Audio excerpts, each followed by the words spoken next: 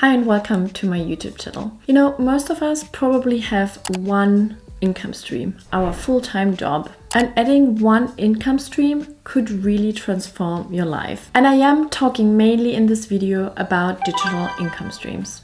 It can offer you more flexibility, or you can just earn more money, or eventually you can even replace your full income stream. But many don't know how to really start. So in today's video, I want to go through about 5 steps to talk you through how you can find the perfect online income stream for yourself. For me, one income stream is, for example, selling digital products in the productivity niche on Etsy.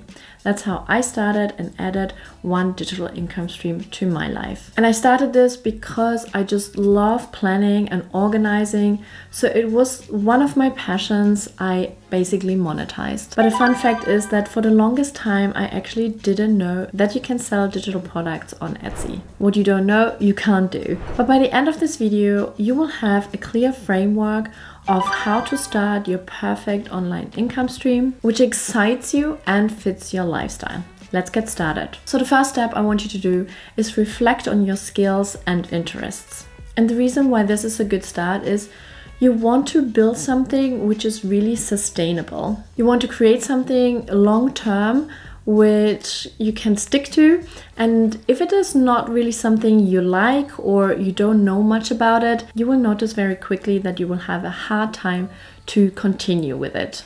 And knowing your strengths will really help you find ideas. I give you a few examples to give you a better picture what that means. For example, you love writing. You love writing, or you're really good at it, or both, which is even better. You could start a blog, for example. You can start with freelance copywriting, or you can publish ebooks. Or let's say you're really good at graphic design and really enjoy it. You can create Canva templates, you can create digital planners, or you can create social media kits. This is just a really tiny fraction of what you could do with your skills. Or let's say you like teaching. Not only is teaching in itself like quite a very popular subject to talk about because there are some skills behind it. So you might be already a teacher, or you just love teaching in general, but there's also teaching specific subject. Both are really, really good to find ideas how to monetize your skills and interests. One thing I recently did as well is I asked 5 friends to tell me what they really think my strengths are, what they really like about me, you know. And it could be anything, because sometimes you have to start very broad, very generic to maybe see if you can find a pattern or if you can elaborate on something. There's not only skills, there's also passions. Do you have a passion for cooking, or do you like photography? And I know you would probably think first like, but this is so saturated. There are so many people who have their cooking websites, like blogging about it or have YouTube videos about it. And you think like, what can I add? But honestly, remember that you're very unique. And I know it's so hard to sometimes have this self-reflection of what is really unique about you. You know, how do you do things differently? Because you probably have done it all your life and you might not notice that this is something unique and people actually like. It's a journey you have to figure out. And why it's also really good to actually follow your passion and do something within, you know, that area is that it probably keeps you going. So it is something you have developed and you have still kept until now. So it probably will help you to persevere when maybe things get tough. So what I want you to do is write down 3 skills or interests you have. Maybe do more if you can. Because the more you write down, even if it's silly stuff, even if you think like it's not really something you can monetize, write down everything, but at least 3 to start your ideas process. And also comment down below 1 or 2 of your ideas, and I will help you brainstorm a little bit how you could monetize it, how you can make a digital income stream out of your skill or your interest. Comment down below. And don't forget to like this video and subscribe to my channel, because it helps me to grow and spread the word and have the conversation with you and hopefully help you along the way. The second part is doing your research.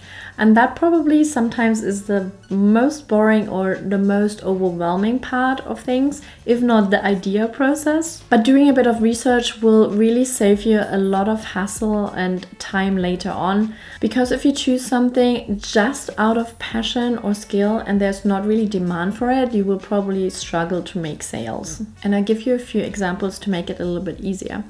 But here on my channel, I talk a lot about digital products. And this is also where Etsy comes in. It is a really good platform where there's already an audience and you can do a great research on Etsy with digital products. You can type in very generic words. There are some videos on my channel where I show you how to do research for digital products, so make sure to check them out.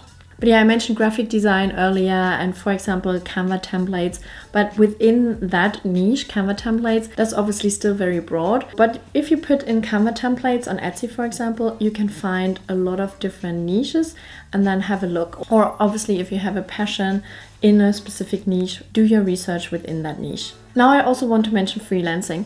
And I know freelancing is not really a digital income stream. I guess it can be, but freelancing is obviously more trading your time for money, whilst the other ideas, initially you would normally spend time and then over time it will increase the sales without you doing any work anymore.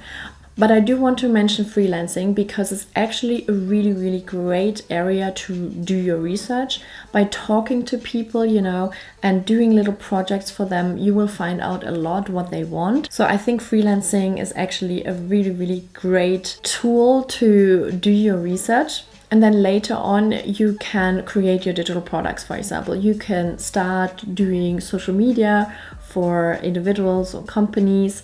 And then you really know what their pain points are. And later on, you can create a digital product like social media templates, for example, to help businesses grow and for you to make money. Content creation, which I'm doing right now, is another cool step to actually do research as well. Content creation gives you a lot. By putting out content you think is valuable to people. And I have made, obviously, a lot of videos where there is not really a lot of response, but it helps me to kind of figure out what people want. Sometimes when there's one person who actually replying to it and they say it really helps them, I already consider this as a little win, because potentially if there is one person, there are more people who might be interested and learn more about it. And yeah, if you enjoy kind of teaching or talking about a specific topic, then YouTube or TikTok, where you make videos, could be a really good tool for you. And again, when you start out, don't expect to be good at it. You probably will suck for a long time, but you will learn from it. It's a great research tool. And also when it comes to research, there are a lot of ways to get to know your potential audience, your potential customers. You can use, obviously I mentioned now, YouTube, where you can reach an audience.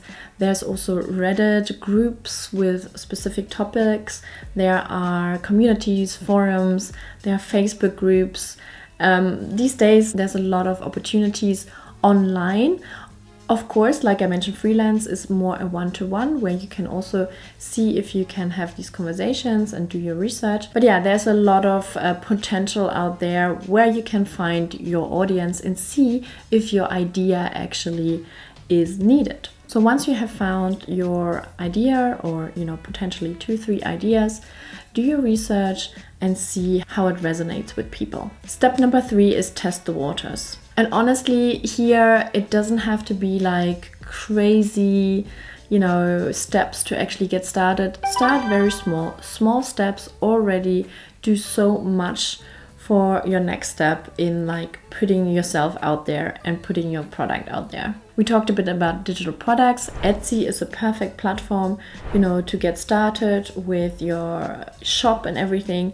And yes, you spend a little bit of time, but you don't really spend much money in setting everything up and starting to, get your products out there. It's really minimal. And same with freelancing. It normally doesn't cost anything. You can use platforms like Fiverr or Upwork if you want to go a little bit broader, or if you think that some friends or colleagues can benefit from you or your LinkedIn community, then put yourself out there. So there's a few ways you can start your freelance business to see if what you offer to people actually resonates and there is demand. I mentioned content creation in terms of like videos, YouTube, but also blogging obviously is content creation.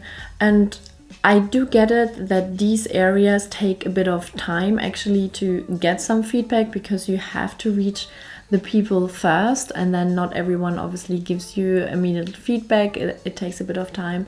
So again, try to enjoy the journey as well, enjoy the writing or enjoy making videos, because that will help you to be a bit more persistent and consistent until you actually get some feedback. And then based on the feedback you get, you can adapt your offering.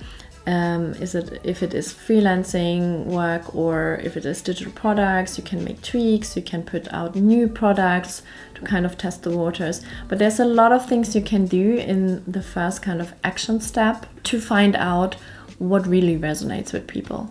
Step 4 is more of a mindset, I would say, is kind of balancing passion with profit. I find that is a very crucial step sometimes, but a lot of people want to skip it or don't even think about it. It's a bit hard probably to always have that balance. If you just think about something, if you only have a passion project and you want to put it out there, then you might not get the results you're really looking for. It maybe is a lot of fun to produce the products and the content, but no one really is interested in it, and therefore you can't really monetize it. If you only really look at the profit and you only create something where people really want it, and all your values or your drive is not very important, then you will see that you probably will not stick with it for a long time. And yes, there are people out there who just want to create something to make money and then maybe move on. If that's your vibe, that's cool. But if you're anything like me, like I really want to create something long term, which I can really enjoy, because I have also made the experience that you really have to stick with something longer, and you have different levels of engagement, and you really get to know people after years sometimes. And I'm talking about an audience but also customers. They evolve with you, so it is very interesting, and personally I'm very interested in that rather than just making money to live my life. And I found this concept of Ikigai, which I think kind of summarizes this perfect, where basically you do what you love and what you're good at, what the world needs, and the last part is what pays you. So having a good balance with these 4 kind of areas, then it will be easier for you to actually create something and also stick with it. And last but not least, step 5 is create a plan and be consistent. I have mentioned it a little bit throughout this video already, but consistency is very key, and people hate hearing it. And honestly, I hated hearing it. Consistency, like, it's so hard, and why do you have to be consistent? But honestly, it's almost like magic. I think consistency could be the answer to so many things. If you are sometimes not good at something, or if you doubt yourself at something, the solution most of the time is to be consistent, because you will get better, and the more you stick to something, the more you know it and you feel a bit more confident about it as well. So it's a growing process, and that's why consistency is so important. But then there's also the planning part, which I think is very crucial. And honestly, if you're just starting out, I think you probably will fail a little bit.